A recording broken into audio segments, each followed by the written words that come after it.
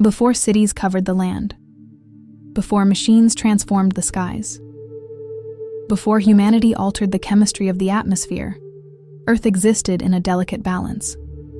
Forests breathed, oceans carried the rhythm of life. Rivers connected landscapes across continents. For billions of years, Earth changed slowly. Ice ages came and went. Continents moved. Species evolved. The planet transformed through natural forces. Change was always part of Earth's story, but something different was beginning.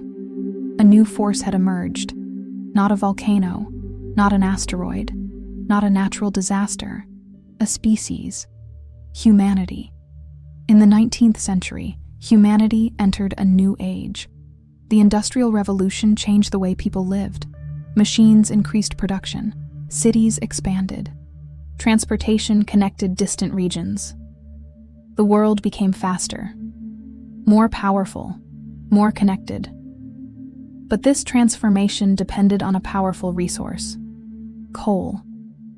Energy stored beneath Earth's surface for millions of years. Humanity began releasing that stored energy at an extraordinary speed. Coal powered progress. It built industries. It moved nations forward. It improved human lives in countless ways.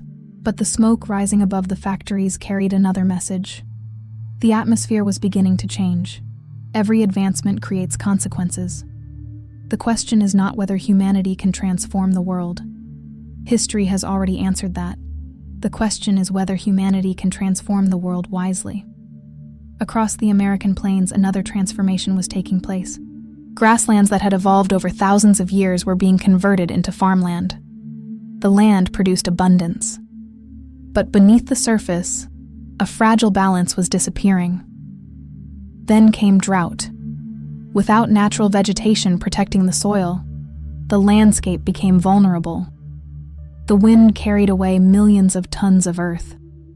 The Dust Bowl became more than an agricultural disaster. It became a warning.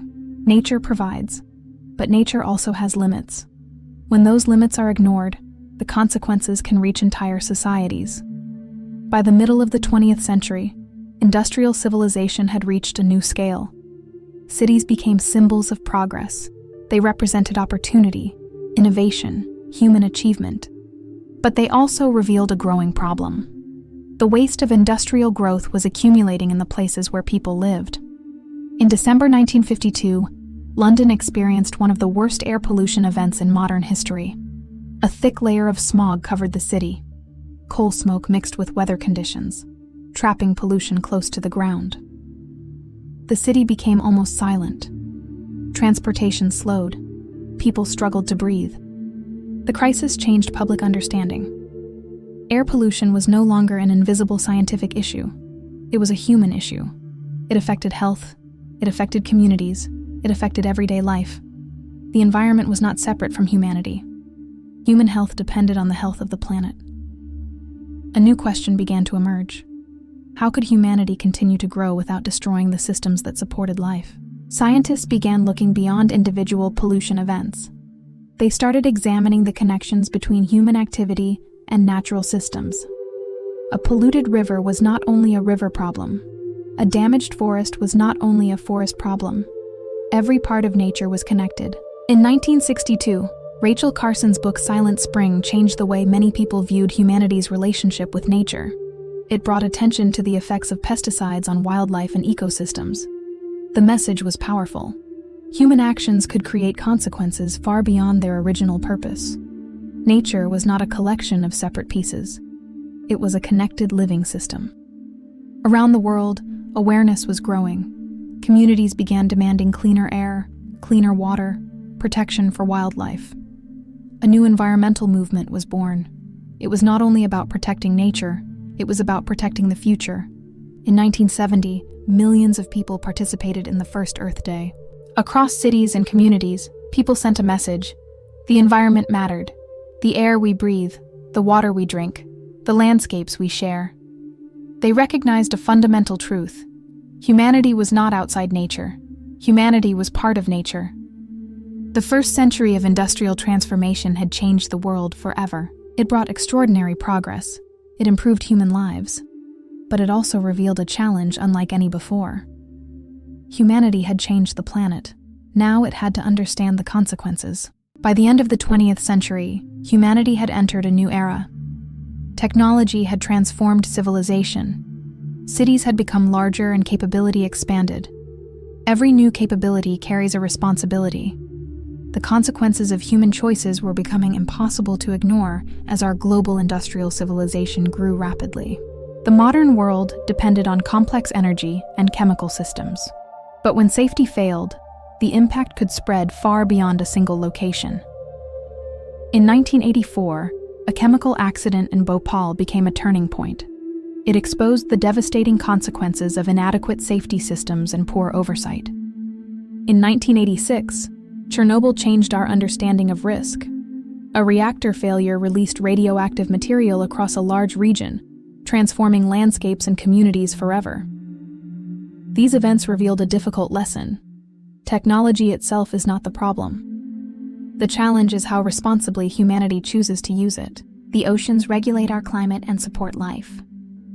But beneath the surface, human activity and global shipping routes were creating new, invisible pressures. In 1989, the Exxon Valdez oil spill affected fragile coastal ecosystems. It showed that while recovery is possible, prevention remains our greatest protection. Decades later, the Deepwater Horizon disaster showed the continued risks of extraction. The ocean, once thought limitless, revealed its profound vulnerability. While individual disasters captured attention, scientists observed a larger transformation. The atmosphere was changing, the oceans were warming, and ice was disappearing. For thousands of years, Earth's climate existed within a stable range. But increasing concentrations of greenhouse gases began changing this delicate balance. Greenhouse gases help keep the planet warm, but human activities increased their concentration. This small change in a global system creates large consequences. Communities began experiencing longer heat waves, stronger storms, and changing rainfall patterns. Climate change became more than science. It became a human story. Environmental challenges do not follow borders. Solving global problems like pollution and climate change requires cooperation beyond individual nations. In 1987, nations protected the ozone layer through the Montreal Protocol. It proved that when science and policy work together, environmental recovery is possible. The transition toward a sustainable future requires innovation in cleaner energy and technology. The challenge is enormous, but so is human creativity. The story of the environment is also one of recovery.